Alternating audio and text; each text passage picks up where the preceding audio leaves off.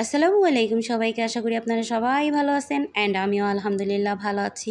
তো দেখতেই পাচ্ছেন আমি এখানে খাবার নিয়ে বসে পড়েছি। আজকে ২৭ রমজান শেষ হয়ে গেল। তো আজকে ২৭ রমজানের ইফতারি ও বাহির থেকে নিয়ে এসেছে। ও বিরিয়ানি নিয়ে এসেছে এখানে। তো ও বলল যে, "অনেক দিনই তো তুমি বিরিয়ানি রান্না করে খাইয়েছো। আজকে আমি বাহির থেকে নিয়ে আসি, সেটা খেয়ে দেখো কেমন লাগে।" সাথে করে ও সমোসাও নিয়ে আসলো।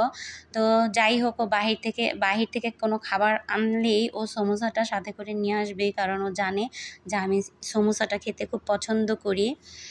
তো ও বলতেছে যে, "তুমি আমাকে কোনো কিছুতে না বলবে না। কারণ তোমরা বাংলাদেশে মা-মেয়ে একা থাকো, কি খাও না খাও সেটা তো আর আমি এখানে বসে দেখি না। তো আমার কাছে যেহেতু তুমি এসেছো, আল্লাহ আনিয়েছে, সেহেতু তোমার যেটা খেতে ভালো লাগে আমি চেষ্টা করব সেটাই এনে খাওয়াতে।" তো যাই হোক, ও সেটাই করছে।